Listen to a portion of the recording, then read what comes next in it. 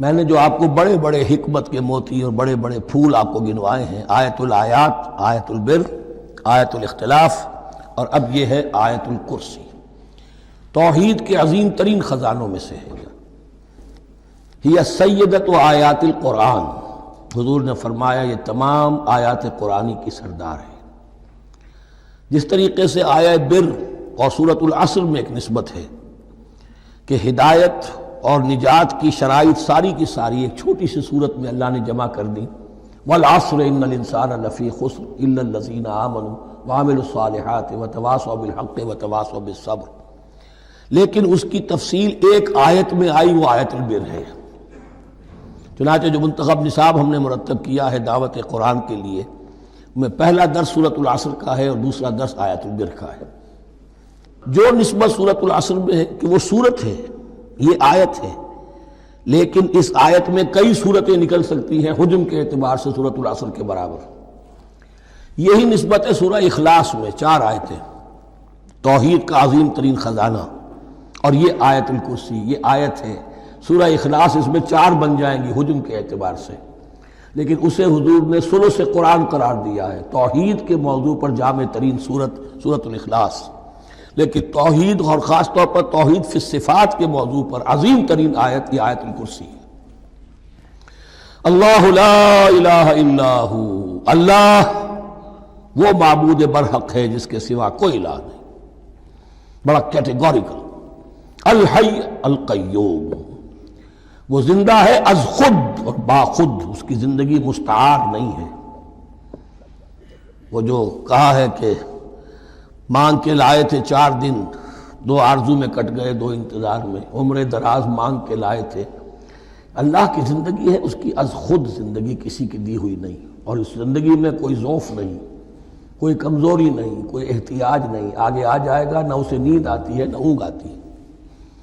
قیوم، خود اپنی جگہ وہ زندہ جاوید ہستی ہے، اور باقی ہر شے کا وجود اس کے حکم سے قائم ہے، کوئی شے قائم نہیں ہے بغیر اس کے اذن کے۔ تو گویا کہ احد اور الصمد، اللہ اپنی جگہ احد، لیکن باقی پوری کائنات کے لیے صمد ہے، جو سورہ اخلاص میں 2 الفاظ آئے ہیں، قل هو اللہ احد اللہ الصمد۔ اللہ حی ہے اور قیوم ہے، لا تاخذہ سنۃ ولا نوم، اس پر غالب نہیں ہو سکتی نہ نیند نہ اونگ۔ لہو ما فی السماوات و ما فی الارض، آسمانوں اور زمین میں جو کچھ ہے اسی کا ہے، ملکیت تامہ، ملکیت حقیقی اس کی ہے۔ من ذا الذی یشفع عندہ الا باذنہ، کون ہے وہ جو شفاعت کر سکے اس کے پاس مگر اس کی اجازت سے۔ اب یہ مقام آیا ہے سورہ بقرہ میں پہلی مرتبہ، 3 مرتبہ کیٹیگوریکل ڈینائل کے بعد، کوئی شفاعت نہیں، کوئی شفاعت نہیں، کوئی شفاعت نہیں۔ یہاں بھی جو انداز ہے بہت ہی جلالی انداز ہے، منظر نظری، کس کی یہ حیثیت ہے، کس کا یہ مقام ہے، کس کو یہ زور حاصل ہے کہ وہ اپنے اختیار کے بل پر، جو اپنی حیثیت کی بنیاد پر شفاعت کر سکے؟ ہاں، جس کے لیے اللہ اجازت دے دے۔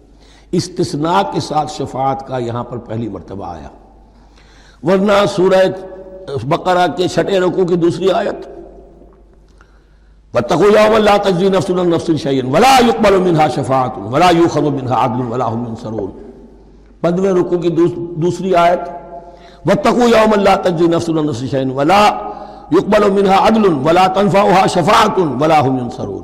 اور اب اس سے پہلے کی آیت میں آ چکا ہے ولا شفاعہ، کوئی شفاعت مفید نہیں ہوگی، لیکن یہ کہ اس میں ایک استثناء ہے۔ اب یہ ذرا باریک مسئلہ ہے کہ شفاعت حقہ کیا ہے، شفاعت باطلہ کیا ہے، تو دورہ ترجمہ قرآن میں اتنی تفاصیل کے ساتھ بحث نہیں کی جا سکتی، وہ ایک علیحدہ موضوع ہے۔ حال ہی میں نے اس پر اپنے درس ریکارڈ کرا دیے ہیں۔ یعلم ما بین ایدیہم وما خلفہم، وہ جانتا ہے جو کچھ ان کے سامنے اور جو اس کو پیچھے ہے۔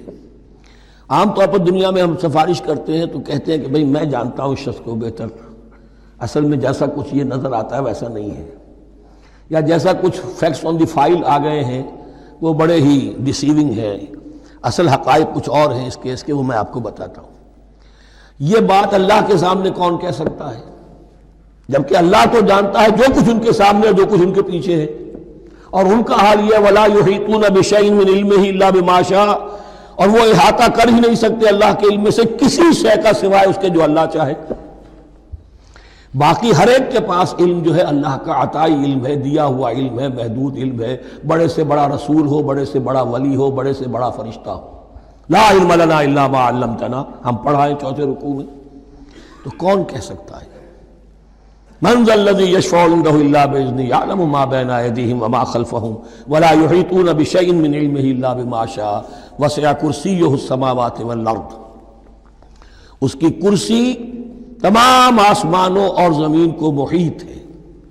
اب کرسی کے دو مفہوم یہاں ہو سکتے ہیں، ایک تو یہ کہ اس سے جو معنی مراد ہے یعنی اس کا اقتدار،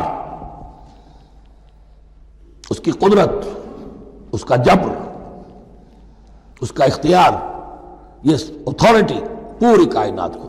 ایک یہ بھی ہو سکتا ہے کہ اللہ تعالیٰ کے لیے ہم نہیں جان سکتے، یہ آیات متشابہات میں سے ہیں کہ کوئی شے بھی ہو واقعتاً جس کو ہم اسے کرسی کہہ سکیں۔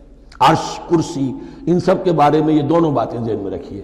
یہ بھی ہو سکتا ہے کہ ان کی کوئی مجسم حقیقت ہو جو ہمارے ذہن سے، ہمارے تخیل سے ماورا ہے، اور یہ بھی ہو سکتا ہے اس سے استعارہ مراد ہو۔ اس کا اقتدار و اختیار آسمانوں اور زمین پر چھایا ہوا ہے۔